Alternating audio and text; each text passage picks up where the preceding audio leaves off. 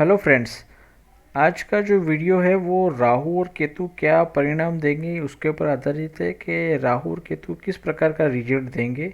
और इसके लिए ये जो वीडियो बनाया गया है क्योंकि राहु और केतु के लिए बहुत सारी मतांतर है कि राहु और केतु क्या किस प्रकार के रिजल्ट देंगे। तो राहु को केतु को देखने के लिए पहले एक बार को देख लेते हैं कि राहु और केतु क्या है। क्योंकि राहु और केतु को किसी भी प्रकार की प्लैनेट्स नहीं दी गई। ये जो दिख रहा है वो अ, सूर्य देव का यहाँ पर से जो चक्कर लगाते हैं वो परिक्रमा चक्र है। और दूसरा है यहाँ पर जो दिख रहा है वो है चंद्रमा का है। और इन दोनों के जो पात बिंदु यहाँ जहाँ पर इन दोनों का संगम होता है उस स्थान को यहाँ पर इसे राहु कहते हैं और इस स्थान को यहाँ पर केतु कहते हैं। ठीक है। और राहु और केतु किस प्रकार के रिजल्ट देंगे इस प्रकार के लिए कई लोगों के अंदर बहुत सारे मतांतर है। कुछ लोग ऐसा बोलते हैं कि राहु इस प्रकार का रिजल्ट देगा, केतु इस प्रकार का रिजल्ट देगा। इस वीडियो में हम यही चर्चा करेंगे कि राहु और केतु किस प्रकार के रिजल्ट देंगे। और जिन लोगों ने भी ये चैनल अभी तक सब्सक्राइब नहीं किया है उनसे मेरा निवेदन है कि ये चैनल को तुरंत ही सब्सक्राइब कर लीजिए, शेयर कर लीजिए और लाइक कर लीजिए और ये वीडियो के अंत तक इसके साथ जुड़े रहें जिससे इस सभी चीज़ों का जो भी है वो क्लैरिफिकेशन हो सके। राहु और केतु का आप सभी लोग जानते हैं कि सभी प्लैनेट्सों को हर एक प्लैनेट्स को हर एक राशि और कई प्लैनेट्स को एक से ज़्यादा दो राशियों का भी लॉर्डशिप दिया गया हुआ है, ऑनरशिप दी गई हुई है। परंतु राहु और केतु प्लैनेट्स नहीं है, वो सिर्फ छाया ग्रह है। इसके लिए इनको किसी भी प्रकार की ऑनरशिप नहीं दी गई है। और राहु और केतु के एस्पेक्ट्स के बारे में बहुत सारे एक्सेप्शंस है कि राहु कई लोग बोलते हैं कि राहु और केतु राहु गुरुदेव की तरह एस्पेक्ट करते हैं या कई लोग ऐसा बोलते हैं कि केतु मंगल की तरफ एस्पेक्ट करता है। तो ये सारी चीज़ों को दूर करने के लिए ही इस प्रकार के आज का वीडियो बताया गया है कि राहु और केतु एक्चुअल में किस प्रकार से रिजल्ट देंगे। ठीक है। तो राहु और केतु किस प्रकार का रिजल्ट देंगे इस प्रकार के लिए बहुत सारे मतांतर होने की वजह से कोई लोग एग्जैक्टली नहीं बोलता है कि एग्जैक्टली राहु और केतु किस प्रकार का रिजल्ट देंगे। तो यहाँ पर हॉरोस्कोप के अंदर यहाँ पर दिखाया जाएगा कि राहु और केतु किस प्रकार से रिजल्ट देंगे। इसके लिए जो 3 मेन कंडीशन है इसी प्रकार से राहु और केतु दोनों रिजल्ट देंगे। राहु के लिए भी सेम कंडीशन रहेगी और केतु के लिए भी सेम कंडीशन रहेगी। जो कंडीशन 1 है वो क्या है कि यदि राहु और केतु किसी प्लेनेट के साथ है यानी कि कंजंक्शन के अंदर है तो राहु और केतु उस प्लेनेट के मुताबिक रिजल्ट देना शुरू कर देंगे। दूसरी जो कंडीशन है कि राहु और केतु किसी प्लेनेट से किसी स्पेशल एस्पेक्ट्स को रिसीव कर रहे हैं। स्पेशल एस्पेक्ट्स का मीनिंग यहाँ पर क्या है कि जुपिटर का 5वां 9वां एस्पेक्ट, मंगल का 4था 8वां एस्पेक्ट और शनि का 3रा और 10वां एस्पेक्ट। ठीक है। यहाँ पर हॉरोस्कोप के अंदर 7th एस्पेक्ट को कंसिडर नहीं किया है क्या, सिर्फ स्पेशल एस्पेक्ट्स को शनिदेव, गुरुदेव और मंगल के एस्पेक्ट को ही कंसिडर किया गया है। यदि कंजंक्शन में नहीं है तो एस्पेक्ट्स में तो यहाँ पर दूसरे कंडीशन पे स्टॉप हो जाए। यानी कि यदि कंजंक्शन में है तो दूसरे कंडीशन में नहीं जाना है। यदि कंजंक्शन नहीं है तो एस्पेक्ट को कंसिडर करना है। तो एस्पेक्ट तो देखते हैं कि एस्पेक्ट से ये तीनों में से कहीं पर एस्पेक्ट बन रहा है। यदि एस्पेक्ट्स भी नहीं बन रहा है तो तीसरी कंडीशन में से जाना है।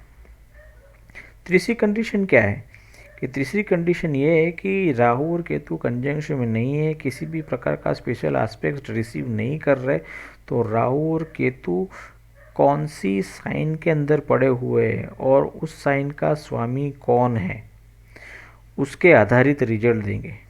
ठीक है।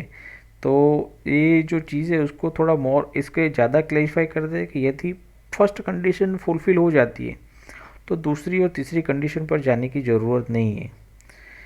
यदि फर्स्ट कंडीशन फुलफ़िल नहीं है तो ही दूसरी कंडीशन में जाना है। और इसी तरह यदि फर्स्ट और सेकंड कंडीशन फुलफ़िल नहीं होती है तो ही थर्ड कंडीशन में जाना है, यानी कि फर्स्ट कंडीशन फुलफिल हो जाती है तो वहीं पर रुक जाना है।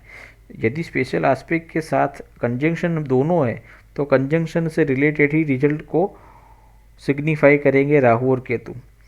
यदि कंजंक्शन नहीं है तो एस्पेक्ट से रिलेटेड ही कंसिडर करना है, सेकंड कंडीशन। यदि कोई किसी प्रकार एस्पेक्ट्स भी रिसीव नहीं कर रहे हैं तो ही साइन लॉर्ड को कंडीशन में लेना है, ठीक है। यानी कि इसका क्लियरली इंडिकेशन ये है कि यदि जो कंडीशन यहाँ पर फुलफिल हो जाती है उसके आगे का प्रोसेस नहीं करना है।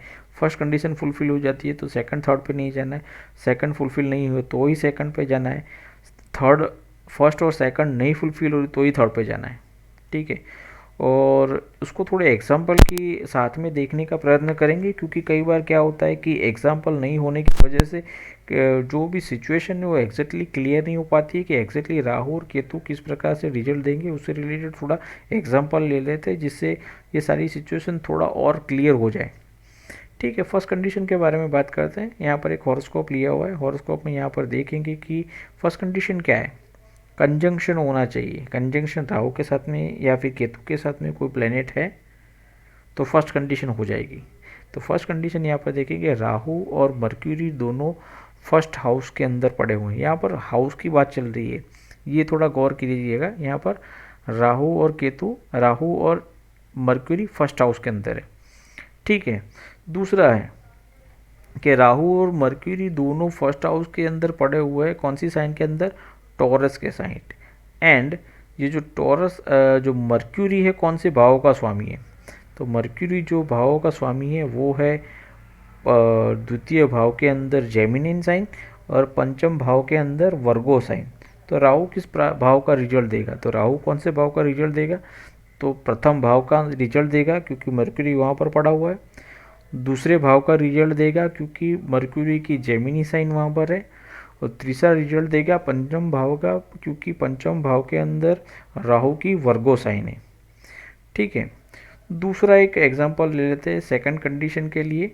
तो हॉरोस्कोप के अंदर राहु किस भाव से रिजल्ट देगा, तो राहु को कौन आस्पेक्ट कर रहा है, तो राहु को यहाँ पर गुरुदेव आस्पेक्ट कर रहे हैं पंचम भाव से। अपनी पंचम दृष्टि से राहु को गुरुदेव देख रहे हैं। राहु कहाँ पर स्थित है, राहु कैप्रिकॉर्न साइन के अंदर 9वें भाव में स्थित है।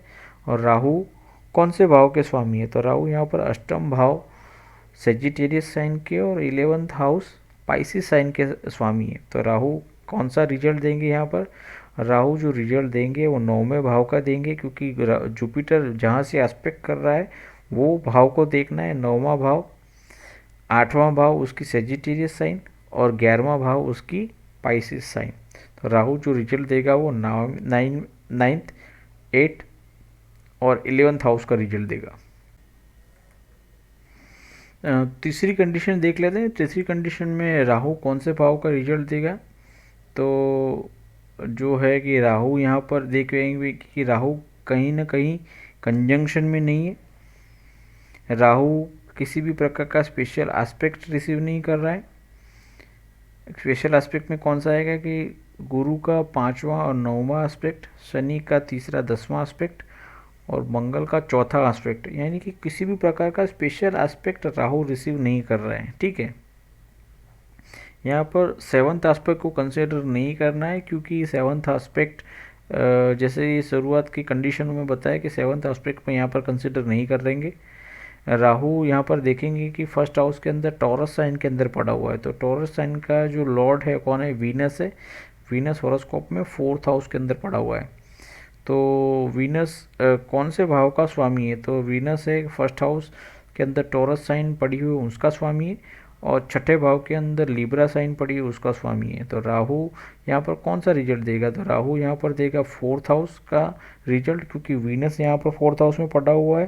तो राहु की जो साइन लॉर्ड है वो 4th हाउस है, इसके लिए वीनस फर्स्ट हाउस का और 6th हाउस का लॉर्ड है। तो यानी पर राहु यहाँ पर 4th हाउस का, फर्स्ट हाउस का और 6th हाउस का रिजल्ट देगा। एक बार दूसरी बार देख लेते हैं। यदि कि फर्स्ट कंडीशन फुलफिल होती है तो सेकंड और थर्ड कंडीशन पर नहीं जाना है। यदि फर्स्ट कंडीशन फुलफिल नहीं हो रही है तो ही सेकंड कंडीशन पर जाना है, ठीक है। और यदि फर्स्ट और सेकंड कंडीशन दोनों फुलफिल नहीं हो रही है तब ही थर्ड कंडीशन पे जाना है। इसका मतलब ये हुआ कि यदि फर्स्ट कंडीशन फुलफिल हो जाती है तो वहीं पर स्टॉप हो जाना है, सेकंड कंडीशन फुलफिल हो जाती है तो वहीं पर स्टॉप हो जाना है, ठीक है। और फर्स्ट और सेकंड दोनों कंडीशन फुलफिल नहीं हो रही हो तभी थर्ड कंडीशन पे जाना है। तो मैं आशा रखता हूँ कि आपको मेरा वीडियो आपको ज़रूर अच्छा लगा होगा।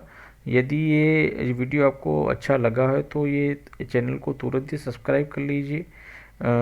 फ्री लाइव एस्ट्रोलॉजी चैनल का नाम है, और ये चैनल को सब्सक्राइब करें, ये वीडियो को लाइक करें और ये वीडियो को शेयर करें। धन्यवाद।